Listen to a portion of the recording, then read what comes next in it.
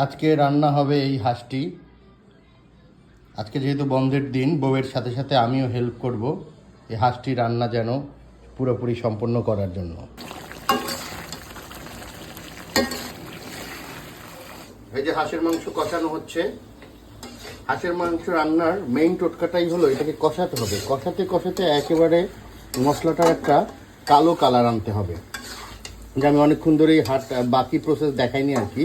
আমরা কাটা কুটি অনেক সময় লেগে গেছে, একটা হাঁস রান্না অনেক হ্যাপা আছে। এবার মেইন যখন খাবারটা রান্নার এই সময়টা যেন নিচে না লেগে যায়, আবার যেন মশলাটা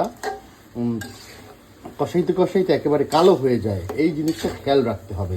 তাহলেই হাঁসের মাংসটা খেয়ে একটা আলাদা মজা পাওয়া যাবে। এখন একটু পেঁয়াজ বেরেস্তা দিয়ে হাঁসের মাংসটা নাড়াচাড়া করতে থাকবো, কষানোটা আরও জোশ হবে। যে পানি দিয়ে দিয়েছি, পানিটা টানলেই হয়ে যাবে মজাদার সুস্বাদু হাঁসের মাংসের রান্না। সাইড ডিশ হিসেবে অল্প আছে কুমার ভাজা হচ্ছে, আর কুমারের পাশাপাশি অল্প আছে ঝোল টানানো হচ্ছে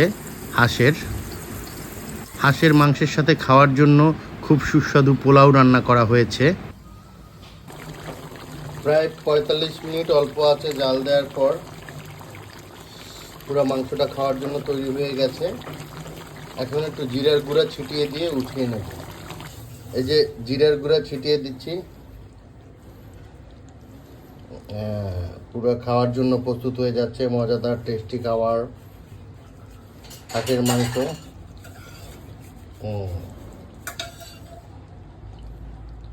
মাশাআল্লাহ, অসাধারণ একটা ঘ্রাণ আসতেছে খাবারটা থেকে।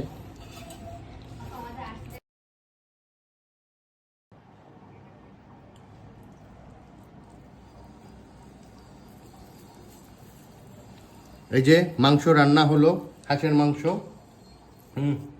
দেখতে অসাধারণ হয়েছে। হাঁসের মাংস সাথে হয়েছে গিয়ে বেগুন পোড়া, রান্না করতে গিয়ে পুড়ে ফেলেছি ভাজতে গিয়ে। বেশিরভাগ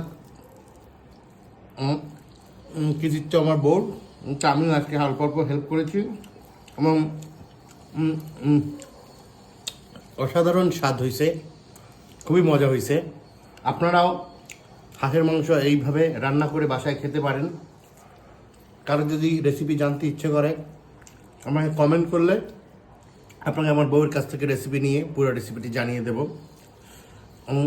হাঁসের মাংস মিনিমাম খেতে আধা ঘন্টা 45 মিনিট লাগবে, 1 ঘন্টাও লাগতে পারে পুরো হাঁসগুলো চাবিয়ে চাবিয়ে খেতে।